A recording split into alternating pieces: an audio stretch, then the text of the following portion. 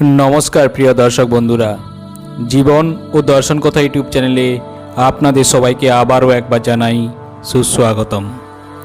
বন্ধুরা,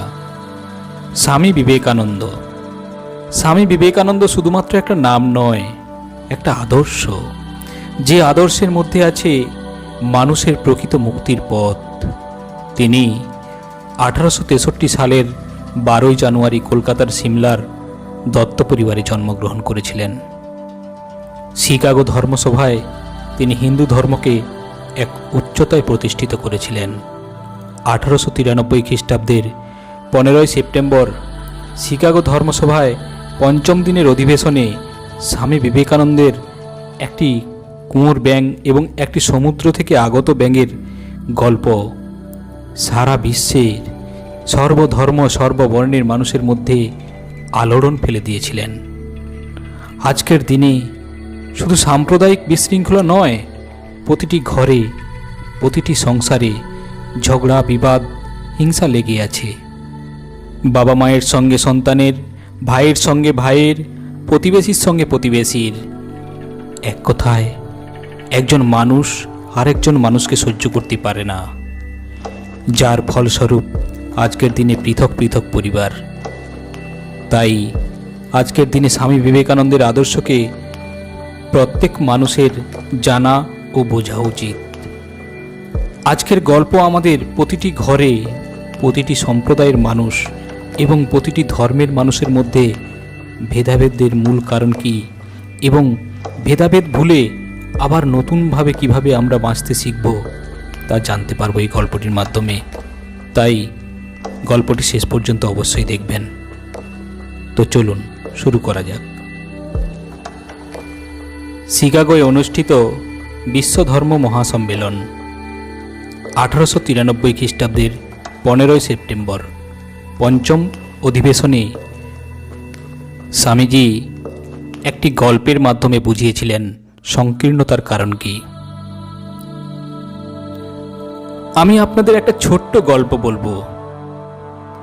আপনারা শুনলেন এইমাত্র যে বাকপটু বক্তা তার ভাষণ শেষ করলেন, বললেন, আসুন আমরা পারস্পরিক নিন্দার অভ্যাস থেকে বিরত হই এবং মানুষে মানুষে সবসময় একটি বিভেদ থাকবে, এটা ভেবে তিনি দুঃখিত।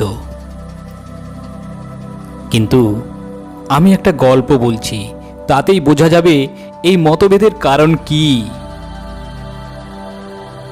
একটা কুয়োর মধ্যে একটা কুঁয়োর ব্যাঙ বাস করত। বহুকাল ধরেই সেখানে সে আছে। ওই কুয়োতেই তার জন্ম, ওই কুয়োতেই সে বড় হয়েছে। কিন্তু কুয়োটি আকারে ছিল ছোট্ট। অবশ্য ব্যাঙটি তার দৃষ্টিশক্তি হারিয়েছিল কিনা সেটা বলে দিতে সেখানে কোনো ক্রমবিকাশবাদী ছিলেন না। আমরা কিন্তু গল্পের খাতিরে ধরেই নেব যে তার চোখ ভালো ছিল।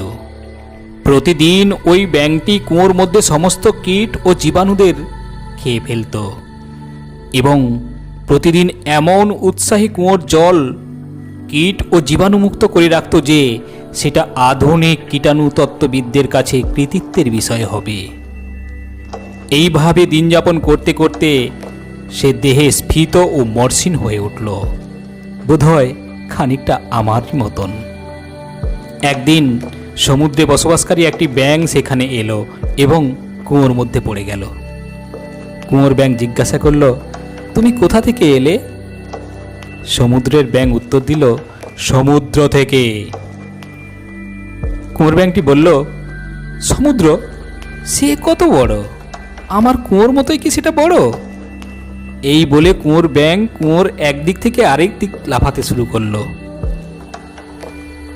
সমুদ্রের ব্যাঙ বলল, বন্ধু, তুমি এই ছোট্ট কুয়োর সঙ্গে সমুদ্রের তুলনা করবে কি করে? তখন কুয়োর ব্যাঙ আরও একবার লাফ দিয়ে জিজ্ঞাসা করল, তোমার সমুদ্র কি এত বড়? সমুদ্রের ব্যাঙ বলল, সমুদ্রের সঙ্গে কি কুয়োর তুলনা চলে? কি বাজে বকছো? কুয়োর ব্যাঙ তখন বলল, কিন্তু আমার মতো বড় আর কিছুই হতে পারে না। পৃথিবীতে এর চেয়ে বড় আর কিছু নেই। এ মিথ্যাবাদী, অতএব একে তাড়াও। এই সংকীর্ণতাই আমাদের মতভেদের কারণ। আমি একজন হিন্দু, আমি আমার নিজের জায়গায় বসে ভাবছি এবং সমস্ত পৃথিবীকে আমার ছোট্ট কুঁয়োটির মতো ভাবছি। খ্রিস্টানরাও তাই ভাবছেন এবং মনে করছেন সমস্ত জগৎটাই তার কুঁয়ো। মুসলমানরাও নিজস্ব ছোট্ট কুঁয়োয় বসে সেটাকেই সমগ্র জগৎ ঠাওরাচ্ছেন। হে আমেরিকাবাসীগণ,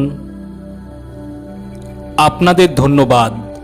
আপনারা আমাদের ছোট্ট ছোট্ট জগৎগুলির পাঁচিল ভাঙতে বিশেষভাবে সচেষ্ট হয়েছেন। আশা করি শীঘ্রই হোক আর ভবিষ্যতেই হোক আমাদের এই উদ্দেশ্য সাধনের পথে ঈশ্বর সহায় হবেন। বন্ধুরা, আমরা যদি আমাদের পরিবার, আমাদের সংসারের দিকে তাকাই, তাহলে দেখব সংসারে একজন আর একজনকে সহ্য করতে পারে না। তার প্রধান কারণ হলো অর্থ।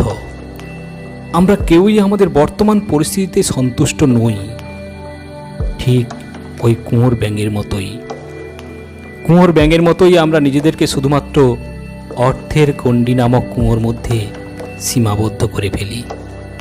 ওটা যদি আমার হতো, কিংবা এটা আমার জন্য যথেষ্ট নয়, ইত্যাদি ইত্যাদি এই চিন্তায় আবিষ্ট হই এবং আমরা ভুলে যাই পরিবারের সকল সদস্য মিলিতভাবে উন্নতির জন্য এককভাবে যদি আমরা কাজ করি, তাহলে পরিবারের শুধু উন্নতিই নয়, সবাই এক সুন্দর আনন্দময় জীবন লাভ করতে পারি পরস্পরের সহযোগিতায়। কিন্তু এই ছোট্ট সত্যটাকে আমরা মেনে নিতে পারি না। এই ছোট্ট সত্যটাকে আমরা না মেনেই আমরা সংসারে একে অপরের সঙ্গে ঝগড়া বিবাদে জড়িয়ে পড়ি। আর সেজন্যই আজকের দিনে ভাইয়ে ভাইয়ে এত বিভেদ। প্রতিবেশী আরেক প্রতিবেশীকে সহ্য করতে পারে না, এক সম্প্রদায়ের মানুষ আরেক সম্প্রদায়ের মানুষকে সহ্য করতে পারে না।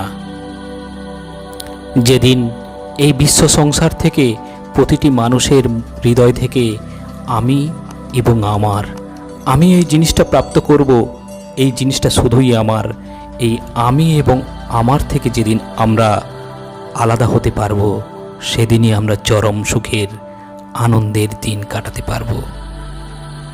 বন্ধুরা, আশা করি আজকের ভিডিও আপনাদের খুবই ভালো লেগেছে। আর যদি ভালো লেগে থাকে অবশ্যই ভিডিওটি লাইক করে দেবেন।